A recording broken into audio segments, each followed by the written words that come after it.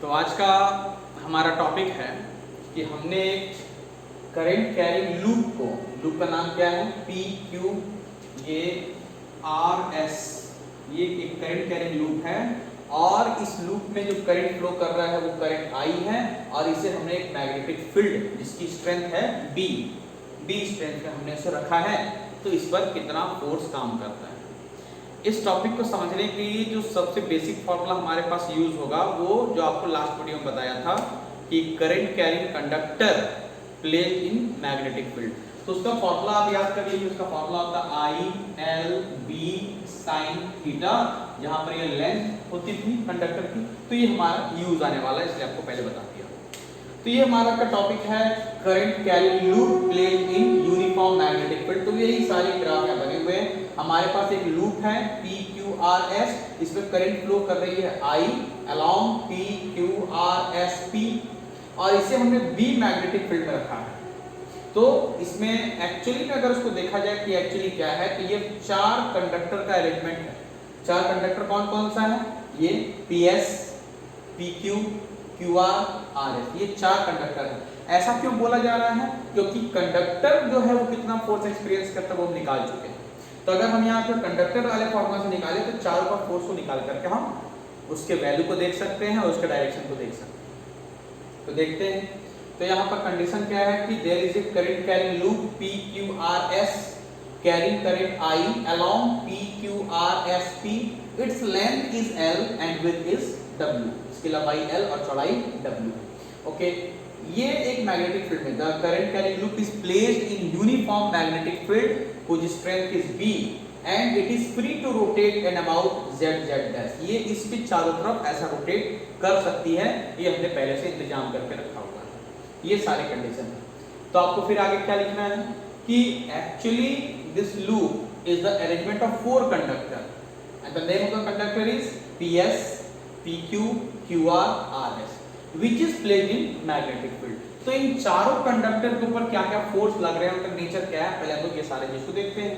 तो सबसे पहले हम निकालेंगे force on PS, force on PS, तो हम इसको बोल देते हैं FPS। इसकी वैल्यू क्या है, तो फोर्स के लिए हमने क्या तरीका बनाया था, ये हमने अपने सहूलियत के लिए बना रखा है कि इस उंगली को हम मैग्नेटिक फील्ड के डायरेक्शन में रखेंगे, इसको हम टर्न करके करंट के डायरेक्शन में रखेंगे। तो ये हमारा ये जो अंगूठा है वो हमें मैग्नेटिक फील्ड का डायरेक्शन, फोर्स का डायरेक्शन बताएगा, सॉरी।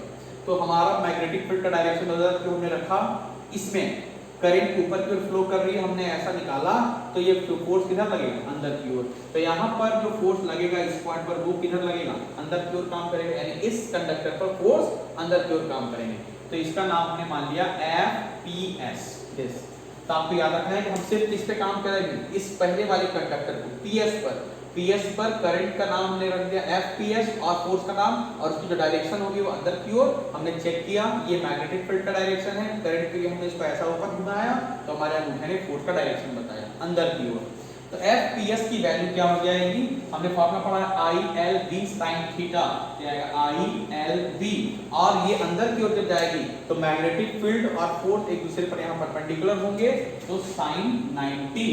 तो इसकी वैल्यू क्या हो जाएगी ILB sin 90 वैल्यू 1, और इसका डायरेक्शन क्या, अंदर की ओर इनवर्ड। तो ये हमारे पहले कंडक्टर पे निकला। उसी तरह से सारे कंडक्टर पे निकालोगे, फोर्स ऑन दिस PQ पर निकाला गया, हमने इसे बोला FPQ। इस कंडक्टर पर मान लीजिए कि इसमें जो हमारे L और B के बीच का एंगल है वो थीटा है, तो हमने इसको क्या लिखना है ILL, इसकी लंबाई क्या है WIW क्रॉस B। हमने क्रॉस लिखा ताकि थीटा में लफड़ा ना पड़े, और इस पर जो आपका फोर्स का डायरेक्शन आएगा वो आएगा ऊपर की ओर, अपवर्ड। ओके, ये दो कंडक्टर हो गए। अभी तीसरा कंडक्टर QR, हमने निकाला फोर्स ऑन QR, इसकी वैल्यू क्या होगी FQR, और इसकी वैल्यू क्या है FQR। जब इस पर निकालेंगे तो इसका फॉर्मूला क्या बनता है ILB, और यहाँ पर जब हम डायरेक्शन निकालेंगे तो ये डायरेक्शन फोर्स का बाहर की ओर आएगा, आप निकाल सकते हैं। ये देखिए ये मैग्नेटिक फील्ड का डायरेक्शन है, ये नीचे करंट का डायरेक्शन, तो फोर्स बाहर की ओर आता है। तो इसका और थीटा 90 डिग्री बनेगा जब कंप्लीट बाहर की ओर आएगी। ILB साइन 90 की वैल्यू 1 और डायरेक्शन क्या हो जाएगा आउटवर्ड, ये बाहर की ओर। और हमारा लास्ट कंडक्टर क्या बना RS, फोर्स ऑन RS, सब में करंट I फ्लो कर रही है, तो RS पर जो हमारा करंट होगा इसको लिखेंगे FRS और इसकी वैल्यू I, ये लंबाई इसकी W है, W क्रॉस B, क्योंकि हमने इसके बीच का कुछ एंगल होना है, और इसका जो फोर्स का डायरेक्शन होगा वो होगा डाउनवर्ड, नीचे की ओर डाउनवर्ड। देखिए जरा समझिए फिर से, ये हमारे पास एक करंट कैरिंग लूप है, इसके नाम PQRS है, इसमें I करंट फ्लो कर रही है, इसकी लेंथ L है और इसकी चौड़ाई W है, और ये लूप इस Z एक्सिस के चारों तरफ रोटेट कर सकती है, घूम सकती है। हमने इस अरेंजमेंट को मैग्नेटिक फील्ड में रखा जिसकी स्ट्रेंथ B है, तो इस पर लगने वाला फोर्स कितना ये हमें निकालना है।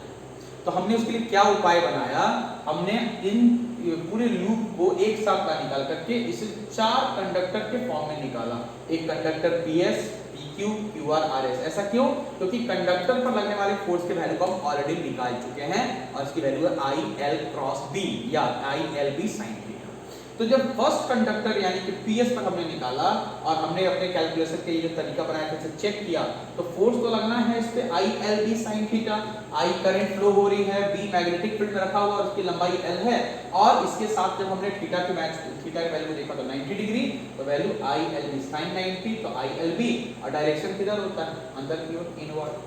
और उसी तरह जब हमने दूसरे कंडक्टर पर देखा तो यहाँ पर फोर्स की value I, current I flow हो रही है, मैग्नेटिक फील्ड B है, मगर इसकी लंबाई क्या है W, तो IW क्रॉस B या IWB sin थीटा, उसको लिखने से ज्यादा अच्छा ये लिख लेंगे, तो फिर आपको थीटा को भी डिफाइन करना पड़ेगा। और इसकी जो फोर्स के डायरेक्शन वो ऊपर की ओर, इस पर लगने वाला फोर्स FQR, इसके भी लेंथ L है और मैग्नेटिक फील्ड B है, तो ILB, और ये फोर्स लग रहा है किधर बाहर की ओर, और IW क्रॉस B नीचे की ओर।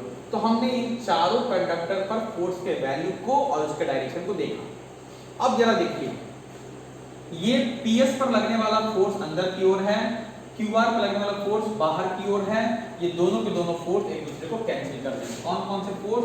FPS and FQR cancelled out each other, एक दूसरे को खत्म कर देंगे। क्यों? Having same magnitude and opposite direction. अच्छा, ये PQ पे लगने वाला फोर्स ऊपर है और ये SR पे लगने वाला फोर्स नीचे है, दोनों के मैग्नीट्यूड को देखिए सेम है, दोनों का डायरेक्शन अपोजिट है, तो ये दोनों दूसरे को कैंसिल कर देंगे। तो FPQ एंड F, कौन सा फोर्स नीचे SR, ये भी कैंसिल्ड आउट ईच अदर, ये दोनों एक दूसरे को कैंसिल कर देंगे। तो PS पर लगने वाला फोर्स, QR पर लगने वाला फोर्स एक दूसरे को कैंसिल किया, और ऊपर लगने वाला फोर्स, नीचे लगने वाला फोर्स एक दूसरे को कैंसिल किया। तो जब ये सब फोर्स एक दूसरे को कैंसिल कर दे रहे हैं, इसका मतलब क्या है? इस पर नेट फोर्स कितना है? 0। तो अगर नेट फोर्स 0 है तो इसका ये ना तो आगे जाएगा, ना तो पीछे जाएगा, ना तो ऊपर जाएगा और ना तो नीचे जाएगा, यानी कोई भी straight line motion, translatory motion possible नहीं है, because all forces cancelled out each other, there is no translatory motion is possible. ठीक, ये तो हो गया, ट्रांसलेटरी मोशन इसमें नहीं होगा, ये चल नहीं पाएगा, ना आगे ना पीछे ना ऊपर ना नीचे। लेकिन अगर हम इसमें टॉप व्यू से देखें, ये पार्ट को देखिए FPQ, इस पार्ट को जरा गौर से देखिए, इस ग्राफ को समझेंगे हम लोग। इस पार्ट को अगर देखा जाए, ये हमारा PQ है और इसकी हमने साइज क्या माना है W, इस पर लगने वाला फोर्स अंदर की ओर है और इस पर लगने वाला फोर्स बाहर की ओर है। इसका वैल्यू कितना है? ILB, इसकी वैल्यू क्या है? फोर्स की वैल्यू ILB। ठीक है, ये दोनों का डायरेक्शन भी अपोजिट है, हमने इसको नहीं बनाया, टॉप व्यू से हम इसको देखिए, टॉप से देखिए, टॉप व्यू से ग्राफ को देखिए, इसमें कहीं स्टूडेंट गड़बड़ करते हैं। हमने जब देखा, ये है PQ, ये पार्ट ऊपर से इसको देखा जा रहा है, ये PQ के पार्ट में जो P पर लगने वाला फोर्स अंदर की ओर था, तो हमने उसको अंदर की ओर बनाने की जगह ऐसा ऊपर दिखाया ILB, और ये अंदर की बाहर की ओर है, तो ये भी फोर्स इक्वल है। ये दोनों के दोनों फोर्स इक्वल हैं और दोनों के बीच में एक परपेंडिकुलर डिस्टेंस है, ये परपेंडिकुलर डिस्टेंस इन दोनों फोर्स के बीच में, ये है डिस्टेंस। तो हमने क्या पढ़ा था अपने 11 के क्लास में कि अगर दो फोर्स जिसकी मैग्नीट्यूड सेम हो, उनका डायरेक्शन अपोजिट हो, लेकिन अगर उन दोनों के बीच में एक परपेंडिकुलर डिस्टेंस हो, तो वो दोनों फोर्स क्या बनाते हैं, टॉर्क क्रिएट करते हैं, टॉर्क बनाते हैं, जो हमने इसके सिंबल पढ़ा था टाउ।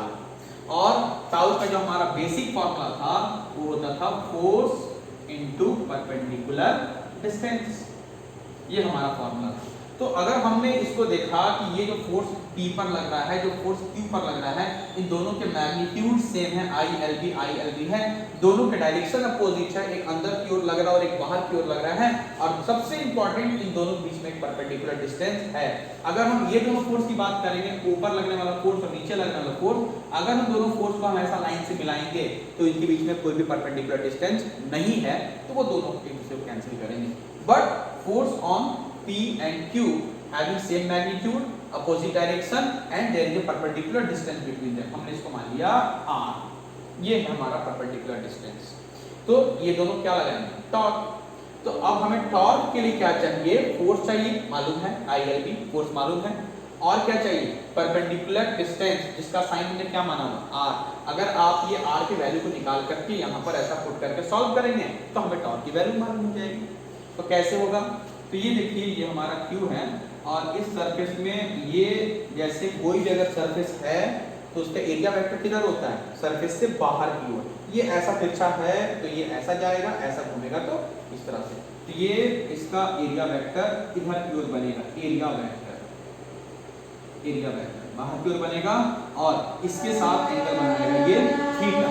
जैसे स्ट्रेट ना होकर के ऐसा घूम गया है, ये स्ट्रेट ना होकर ऐसा घूमा है, तो क्या करेगा, स्ट्रेट के साथ एंगल बनाएगा थीटा। अगर ये थीटा तो ज्योमेट्रिकल फॉर्म से ये भी एंगल क्या हो जाएगा, थीटा। देखिए हमारा मकसद क्या है, हमारा मकसद ये R निकालना है। क्यों, क्योंकि R ही इन दोनों फोर्स के बीच का परपेंडिकुलर डिस्टेंस है। अगर हम ये R निकाल दिए, हमें फोर्स मालूम है, तो हम टॉर्क के वैल्यू को निकाल सकते हैं। तो अब हमारे पास ग्राफ क्लियर है, ये एंगल थीटा है, किसके बीच का एंगल का, ये इसके नॉर्मल खींचा, और यहाँ पर एक एरिया वेक्टर, इन दोनों बीच का एंगल थीटा है।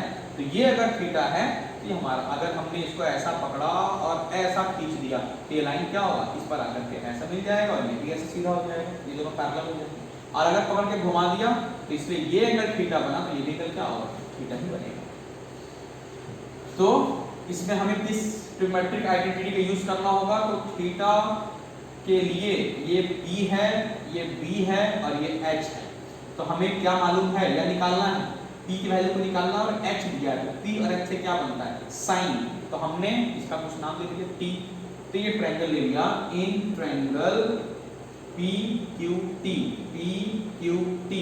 तो साइन थीटा की वैल्यू P/H, R/W, तो देखो R की वैल्यू क्या है, W sin थीटा।